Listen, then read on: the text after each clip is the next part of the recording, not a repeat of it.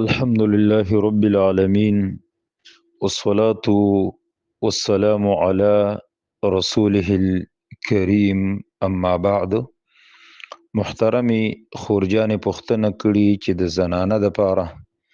د سونی یا د چاندۍ نه علاوه ګوتما په ګوته کول دا جایز دی او کني دی جایز چې هغه ګوتمه د پیتلو نه یا د وسپنې وغیره نه جوړه شوي. نو د زنانه د پاره که د سرو زرو ګوتمۍ او که د سپینو زرو ګوتمۍ دا استعمالول دا خو جایز دي، خو نارینه به د سرو زرو ګوتمه نه استعمالي او د سپینو زرو ګوتمه هغه استعمالولی شي. ډیر صحابه کرام داسې وو چې هغوی د رسول الله صلی الله علیه وسلم د اتباع د وجې نه او په نیت د اتباع باندې به هغوی ګوتمه استعمالوله. امام طحاوی رحمت الله علیه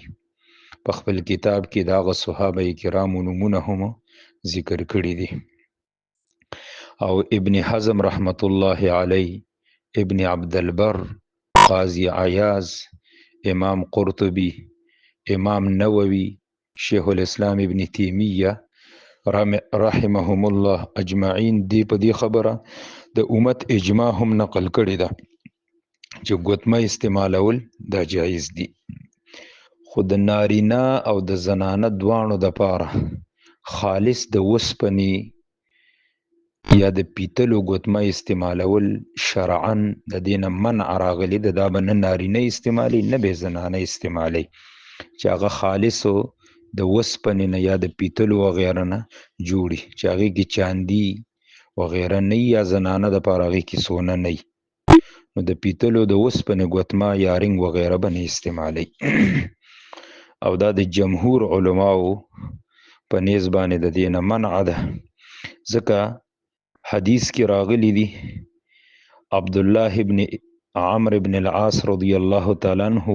یو ځل د سرو زرو ګوتمه واچوله، نو رسول الله صلی الله علیه وسلم چې کله هغه ته وکتل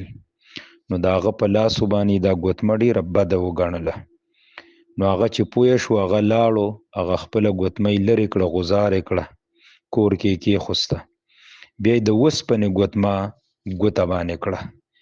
نو چې کله رالی نو نبی صلی الله علیه وسلم ورته وفرمیل هذا اخبث و اخبث، دا خو د هغې نه بدتره ده، مخکې د سرو زرو وه هغه هم ستا دپاره ناروا وه، او اوس دې د اوسپنې ګوتمه واچوله دا د هغې نه بدتره ده.